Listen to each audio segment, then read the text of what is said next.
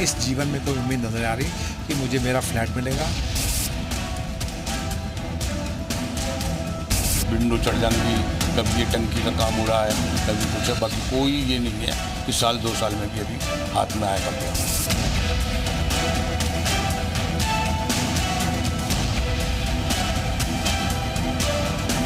अब नोएडा अथॉरिटी कह रही है कि जब तक वो सब स्पोर्ट्स सिटी और स्पोर्ट्स इंफ्रास्ट्रक्चर नहीं बनेगा तब तक हमें रजिस्ट्री नहीं की जाएगी। अथॉरिटी ने कभी नहीं बताया कि आप नहीं लेंगे, ये सिटी नहीं बनेगा तो आपको फ्लैट की रजिस्ट्री नहीं होगी। बैंक को EMI जा रही है, बैंक को बाकायदा पैसा मिल रहा है, किसी को कुछ नहीं मिल रहा है तो वो बायर्स को। सिर्फ हम हैं जो लुटे पिटे घूम रहे हैं यहाँ पर।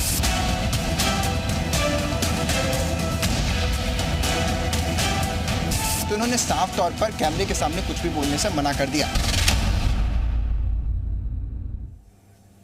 नमस्कार, बहुत बहुत स्वागत है आप सभी का। मैं हूं नैन्सी गौतम और शुरुआत करेंगे अपने खास कार्यक्रम की जिसका नाम है जागते रहो। ये कार्यक्रम आप सभी के लिए अपनी इस खास पेशकश में बात ऑपरेशन आशियाना की। अपना घर अपना आशियाना हर किसी का सपना होता है। सोचिए क्या बीतती होगी जब आपको लाख मशक्कत के बाद भी अपना घर ना मिले। आपने घर के पूरे पैसे अदा किए हों लेकिन फिर भी किराए पर जिंदगी बसर करनी पड़ रही हो। 10-10 सालों से कोर्ट कचहरी बिल्डर अथॉरिटी के चक्कर काटने पड़ रहे हो। ये कहानी है दिल्ली NCR में हजारों घरों की। सालों से लोग फ्लैट के पोजीशन का इंतजार करते आ रहे हैं लेकिन दौड़ भाग करने के बाद भी उनको कुछ नहीं मिलता है।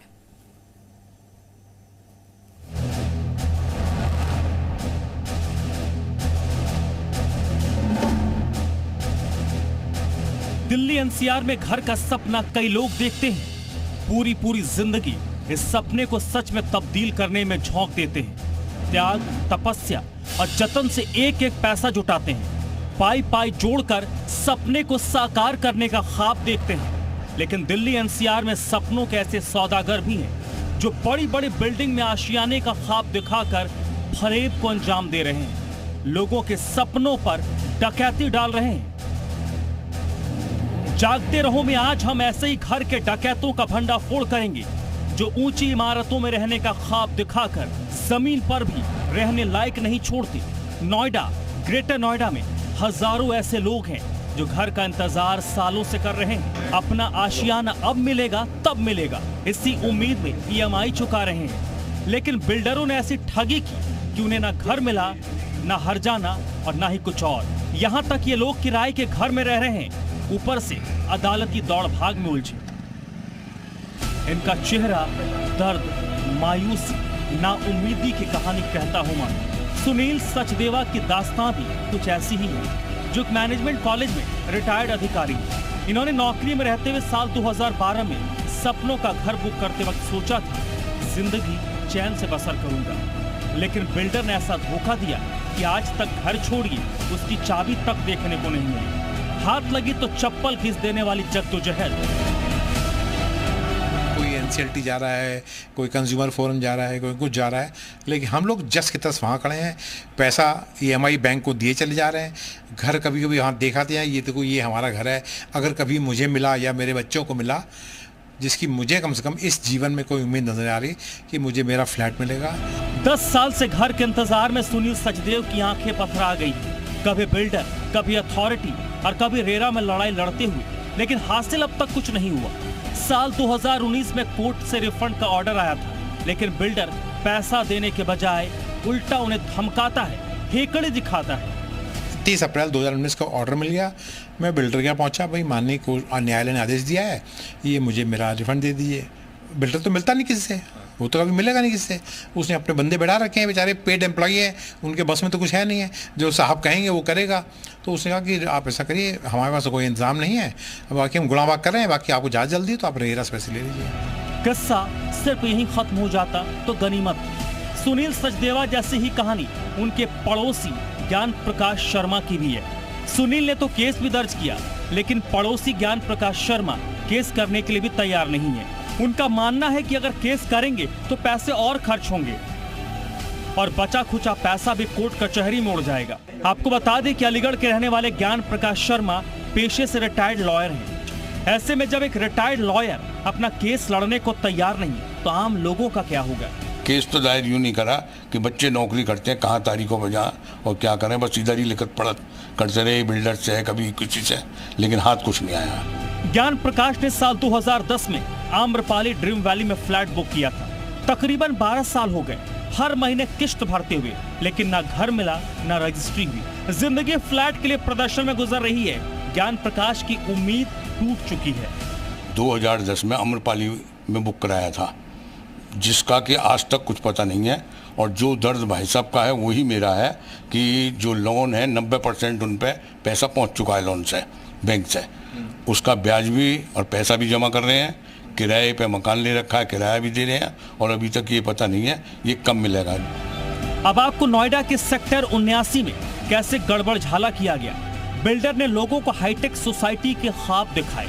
सपने का नाम था गौर स्पोर्ट्स वुड, जहाँ स्पोर्ट्स सिटी बननी थी, सब कुछ आलीशान होना था, लेकिन स्पोर्ट्स कॉलेज और स्टेडियम का नामो निशान नहीं होने के चलते अथॉरिटी का चाबुक चला और उसने रजिस्ट्री देने से इनकार कर दिया। आलम यह है कि सोसाइटी में लोग तो रह रहे हैं साल 2019 से, लेकिन बगैर रजिस्ट्री।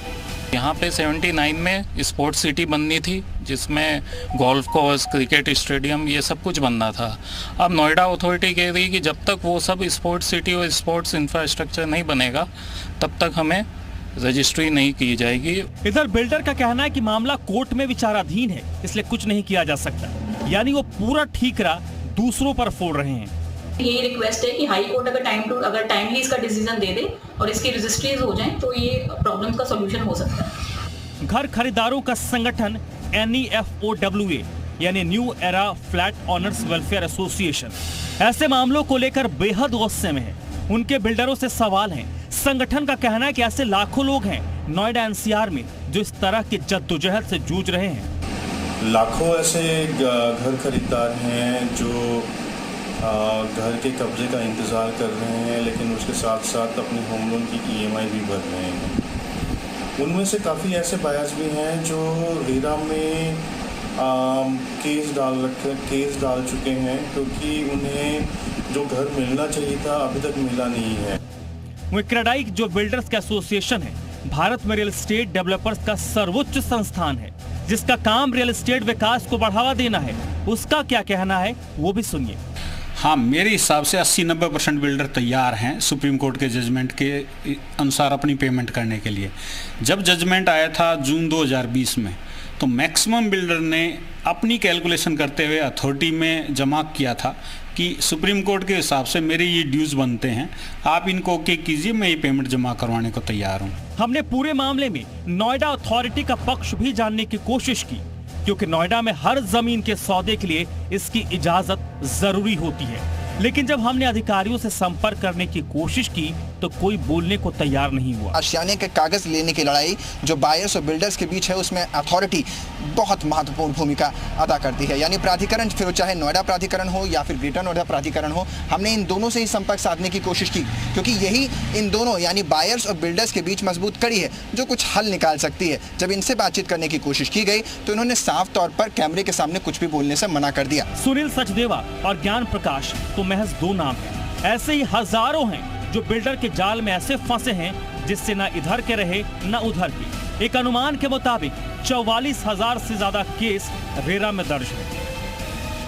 इसका समाधान तभी हो सकता है जब प्रमोटर होम बायर के बीच एक विश्वास पैदा हो और जो अथॉरिटीज़ हैं उनके लैंड यूज को लेकर के प्रमोटर्स और अथॉरिटीज़ के बीच इसका सेटलमेंट हो जाए। रेरा का कहना है कि वो लंबित मामलों को तेजी से निपटा रहा है। मौजूदा वक्त में लगभग 1800 मामलों में उत्तर प्रदेश रेरा ने जिला प्रशासन के सहयोग से लगभग 285 करोड़ रुपए वसूल कर फ्लैट खरीदारों के खाते में ट्रांसफर करवाए। आवेदन के बाद सुनवाई होकर के आदेश हो जाते हैं और आदेश के बाद उसको पोजीशन के लिए प्रमोटर को भेज दिया जाता है और जो स्टिपुलेटेड टाइम होता है, जो नियर टाइम है, उसके अंदर अगर नहीं करता है तो फिर हम उस पर पेनाल्टी भी लगाते हैं। वो प्रोजेक्ट कास्ट की 5% तक हो सकती है। हमारी पूरी पड़ताल में ये सामने आया कि लोग परेशान हैं, लेकिन जिन संस्थाओं की जिम्मेदारी घर खरीदारों को हक दिलाने की है, उनका रवैया टाल मटोल वाला है। ऐसे में बड़ा सवाल है कि घर खरीदार जाएं तो कहां जाएं, किससे अपना दुखड़ा सुनाएं।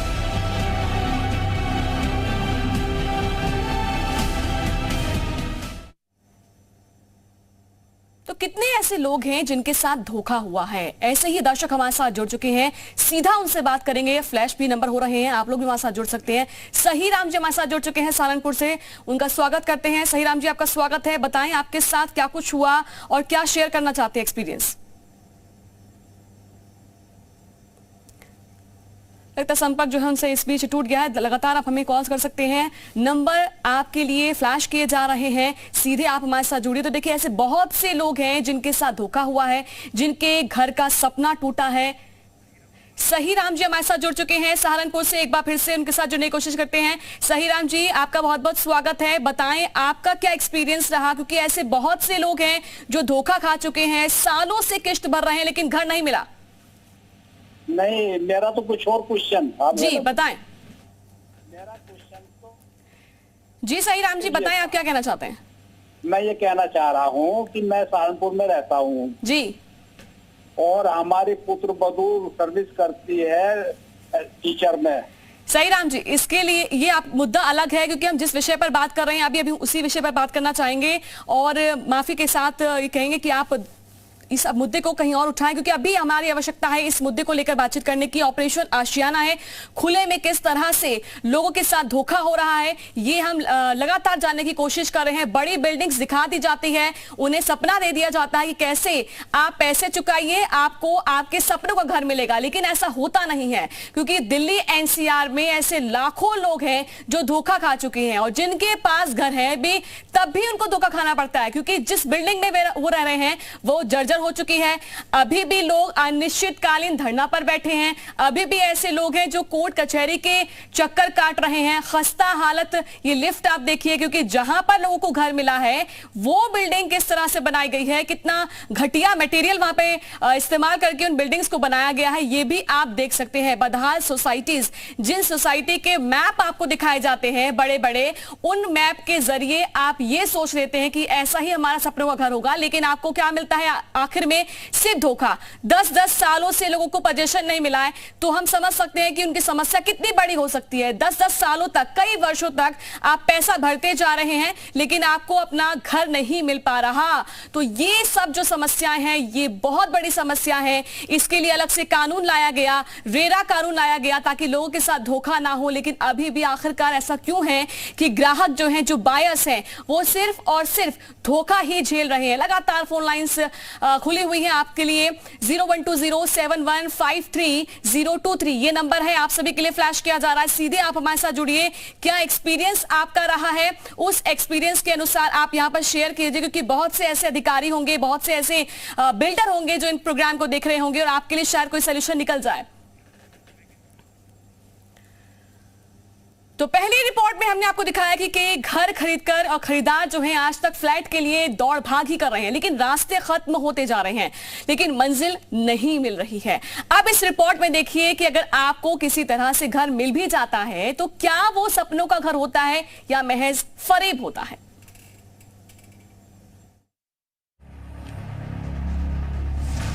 जिंदगी भर की कमाई और उम्र भर की पूंजी लगाकर घर खरीदने के साथ धोखे हर मोड़ पर हैं।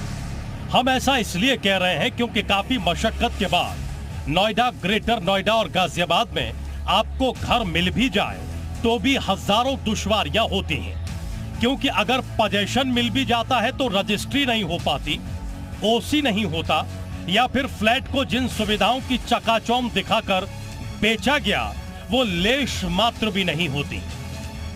हमने ग्रेटर नोएडा की कई सोसाइटियों में पड़ताल की, लोगों से बात की, सुविधाओं का हालचाल जाना, क्या दिखा आपको दिखाते हैं। ग्रेटर नोएडा की इको विलेज 3 सोसाइटी में हमने जब लोगों से बात की तो ऐसे बहुत से बायर हमें मिले जिनका कहना था कि उन्हें पोजीशन तो मिल गया लेकिन रजिस्ट्री अब तक हाथ नहीं लगी है। मृत्युंजय का कहना है कि पिछले 5 साल से वो सोसाइटी में रह रहे हैं और तब से ही रजिस्ट्री के लिए आवाज उठाते हैं, लेकिन हर बार उनके हाथ लगता है केवल वादा, वो भी झूठा। यहाँ पिछले 5 साल से रह रहा हूँ। मुझे पोजीशन जो है 2017 में मिल गई और अभी तक रजिस्ट्री नहीं हुई है। इसके लिए मैंने बहुत बार बिल्डर से फाइट किया, अथॉरिटी में गया। अथॉरिटी का जवाब यही था कि ये हमारे हाथ में नहीं है, ये बिल्डर करेगा। लोगों का कहना है कि रजिस्ट्री के लिए वो लगातार चक्कर काट रहे हैं, धरना प्रदर्शन सब कुछ कर रहे हैं, लेकिन हासिल कुछ नहीं हो रहा। अथॉरिटी बिल्डर के पाले में गेंद डाल रही है और बिल्डर अथॉरिटी के पाले में। हालात ये है कि लोग 5-5 साल से चक्कर काट रहे हैं। ये लॉलीपॉप दिया जा रहा है, आज हो जाएगा, कल हो जाएगा, बाद में IMP में इसमें चला गया। अभी इसका हम लोगों का कहीं कुछ नहीं। 2017 से, जैसे सर बता रहे हैं, 2017-18 से मुझे भी पोजीशन मिला हुआ। हमें कुछ ऐसे लोग भी मिले जिनका कहना है कि उन्होंने फ्लैट किसी और सोसाइटी में बुक किया था, लेकिन रहना कहीं और पड़ रहा है। ये है भरत जी, जो इको विलेज 2 में रेंट पर रहते हैं। इको विलेज 3 में इन्होंने फ्लैट बुक कराया था। जब तक फ्लैट नहीं, रेंट नहीं स्कीम के तहत उन्हें रेंट पर इको विलेज 3 में बिल्डर की ओर से फ्लैट दे दिया गया था, लेकिन मामला NCLT में जाने के बाद बिल्डर ने रेंट देना बंद कर दिया। किराया न दे पाने की वजह से नौबत फ्लैट छोड़ने की आ गई। घर के बदले घर दिया था इन्होंने। अच्छा। जब तक आपका पोजीशन नहीं मिलता, आप यहाँ पे रहते रहे। अच्छा। पर अब लास्ट टाइम इन्होंने 3 मंथ पहले इन्होंने रेंट देना भी बंद कर दिया ओनर को। ओनर हमसे कहता है खाली करो। वहीं सोसाइटी में कई लोग ऐसे भी हैं जिन्हें रजिस्ट्री तो मिली, लेकिन सुविधा के नाम पर कुछ नहीं मिला। 23 मंजिल टावर में एक लिफ्ट लगाई गई है, फायर फाइटिंग के नाम पर कुछ नहीं है। एक लिफ्ट है, एक नहीं है। अच्छा। वो भी खराब रहते हैं आए दिन। 24 घंटे में वो 12 घंटे तो बंद ही रहती है। मतलब अगर बीमार कोई हो, उसको लेकर आना हो या लेकर चढ़ाना हो, आ चुकी है। लेकिन हम कैसे लाए, लेकिन बिल्डर को या बिल्डर के मैनेजमेंट को कोई इस चीज का कोई मतलब नहीं है।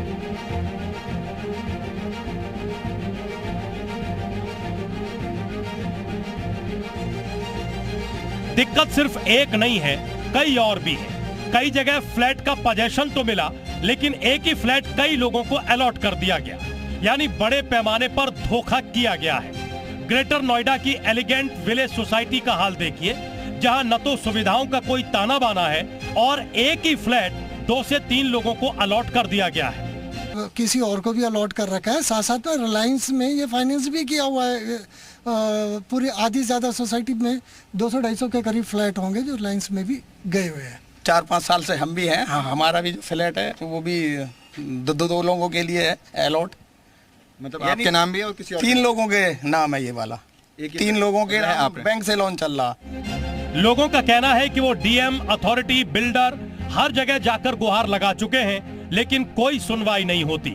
इतना ही नहीं, सोसाइटी में जो लोग रह रहे हैं वो लगातार जान दांव पर लगाकर एक-एक दिन गुजार रहे हैं। कोई भी प्रॉपर वायरिंग नहीं है। आए दिन यहाँ पे शॉर्ट सर्किट होते रहता है, आग लगते रहता है। रात को 2-3 घंटे तक लाइट भी गायब रहती है और इन पे कोई सुनवाई नहीं है। आपको मैं डक दिखाता हूँ, आप देखिए, बिल्कुल ही बुरी हालत में है। एलिगेंट विलेज सोसाइटी में हमने जब लिफ्ट की सुविधा, जो बड़ी बड़ी इमारतों में ऊपर से नीचे और नीचे से ऊपर जाने के लिए इस्तेमाल होती है, उसका जायजा लिया तो जो हमें दिखा वो आप देख लीजिए, होश उड़ जाएंगे।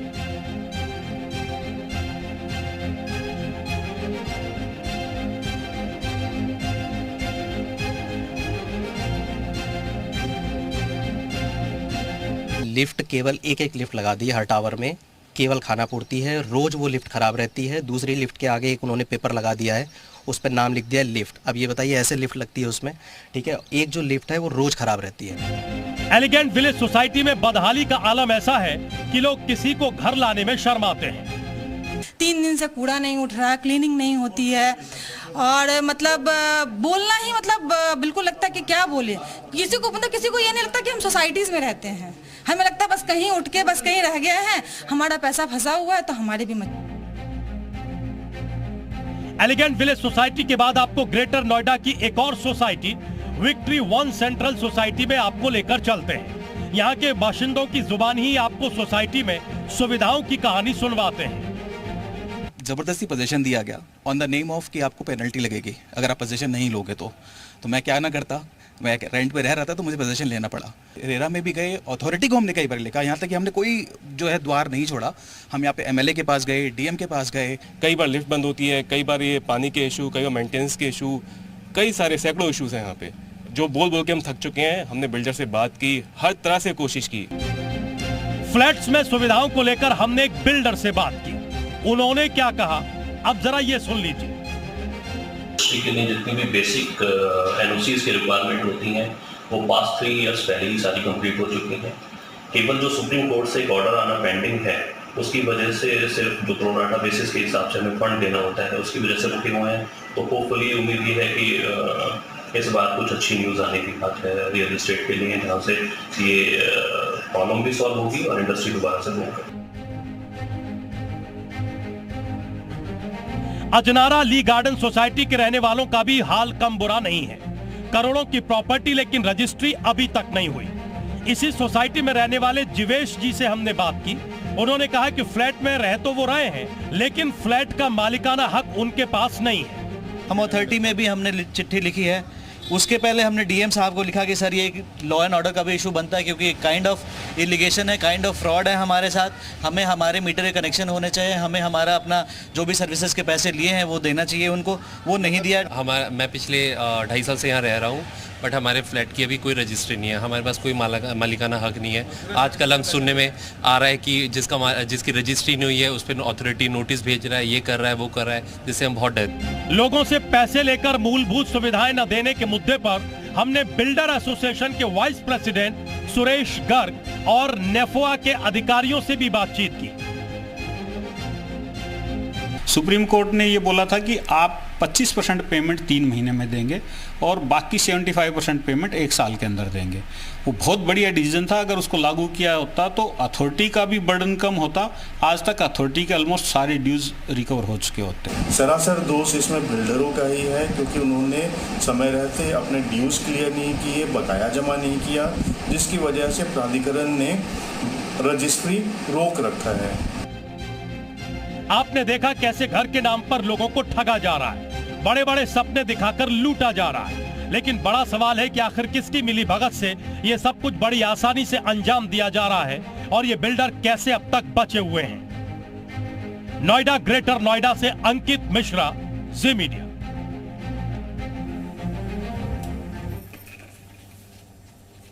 और इसी बीच ग्रेटर नोएडा से राकेश हमारे साथ जुड़ चुके हैं। हमारे दर्शक सीधे उनसे बात करेंगे। आपका जाकिर हमारे साथ जुड़ चुके हैं, माफ कीजिएगा, सीधे उनसे बात करेंगे। स्वागत है आपका, बताएं क्या अनुभव रहा आपका। सत्तार खान बोल रहे हैं ग्रेटर नोएडा से। जी, हम लोगों ने 2017 में सुपरटेक में फ्लैट बुक किया था, जिसका अभी तक सुपरटेक के बारे में पता होगा ईएमआई जा चुकी है। डिफाल्टर और बढ़ा दिया हम लोगों को इन्होंने। ना तो हम कहीं से लोन ले सकते हैं, ना ही अप्लाई कर सकते हैं और ना ही कहीं इसको रिसोल्व कर सकते हैं। रेरा में भी हम लोगों ने डाली कंप्लेंट बट कोई बेनिफिट नहीं मिला रेरा में डालने के बाद। ठीक है, तो हमारा क्या करना चाहिए मतलब हम लोगों को। बिल्कुल हम यही कोशिश कर रहे हैं जाकिर जी, हम यही कोशिश कर रहे हैं कि आपको एक प्लेटफॉर्म दिया जाए। इसी वजह से हम ये आपके लिए एक खास कार्यक्रम लेकर आते हैं ताकि आप लोगों की आवाज यहाँ पर बुलंद हो सके। ऐसे लोग जो धोखा खाए हुए हैं उनको पता चल सके कि कहाँ वो जाएं। आपके सपनों की आशियाने के साथ धोखा बहुत बड़ा मुद्दा है और आगे भी हम इसी तरह से आपकी आवाज उठाते रहेंगे, एक्सपर्ट्स को भी जोड़ेंगे जो आपकी समस्याओं का समाधान भी आपको बताएंगे। देखते रहिए जी यूपी उत्तराखंड।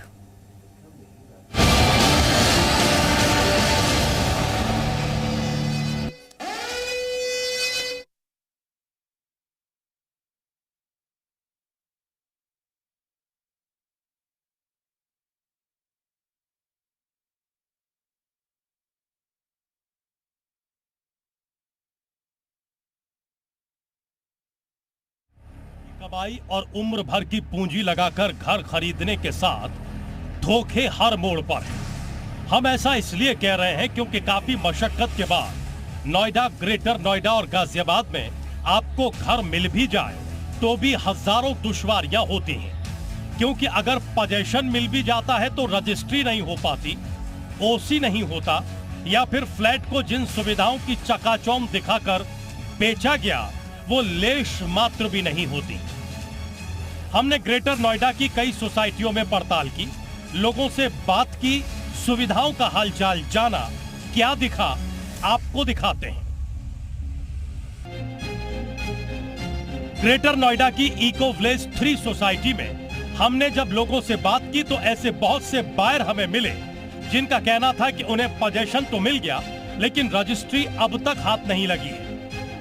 मृत्युंजय का कहना है कि पिछले 5 साल से वो सोसाइटी में रह रहे हैं और तब से ही रजिस्ट्री के लिए आवाज उठाते हैं लेकिन हर बार उनके हाथ लगता है केवल वादा, वो भी झूठा। यहाँ पिछले 5 साल से रह रहा हूँ। मुझे पोजीशन जो है 2017 में मिल गई और अभी तक रजिस्ट्री नहीं हुई है। इसके लिए मैंने बहुत बार बिल्डर से फाइट किया, अथॉरिटी में गया। अथॉरिटी का जवाब यही था कि ये हमारे हाथ में नहीं है, ये बिल्डर करेगा। लोगों का कहना है कि रजिस्ट्री के लिए वो लगातार चक्कर काट रहे हैं, धरना प्रदर्शन सब कुछ कर रहे हैं, लेकिन हासिल कुछ नहीं हो रहा। अथॉरिटी बिल्डर के पाले में गेंद डाल रही है और बिल्डर अथॉरिटी के पाले में। हालात ये है कि लोग 5-5 साल से चक्कर काट रहे हैं। ये लॉलीपॉप दिया जा रहा है, आज हो जाएगा कल हो जाएगा, बाद में IMP में इसमें चला गया। अभी इसका हम लोगों का कहीं कुछ नहीं, 2017 से जैसे सर बता रहे हैं 2017-18 से मुझे भी पोजीशन मिला हुआ। हमें कुछ ऐसे लोग भी मिले जिनका कहना है कि उन्होंने फ्लैट किसी और सोसाइटी में बुक किया था, लेकिन रहना कहीं और पड़ रहा है। ये है भरत जी, जो इको विलेज 2 में रेंट पर रहते हैं। इको विलेज 3 में इन्होंने फ्लैट बुक कराया था। जब तक फ्लैट नहीं, रेंट नहीं स्कीम के तहत उन्हें रेंट पर इको विलेज 3 में बिल्डर की ओर से फ्लैट दे दिया गया था, लेकिन मामला NCLT में जाने के बाद बिल्डर ने रेंट देना बंद कर दिया। किराया न दे पाने की वजह से नौबत फ्लैट छोड़ने की आ गई। घर के बदले घर दिया था इन्होंने। अच्छा। जब तक आपका पोजीशन नहीं मिलता आप यहाँ पे रहते रहे। अच्छा। पर अब लास्ट टाइम इन्होंने 3 मंथ पहले इन्होंने रेंट देना भी बंद कर दिया ओनर को। ओनर हमसे कहता है खाली करो। वहीं सोसाइटी में कई लोग ऐसे भी हैं जिन्हें रजिस्ट्री तो मिली, लेकिन सुविधा के नाम पर कुछ नहीं मिला। 23 मंजिल टावर में एक लिफ्ट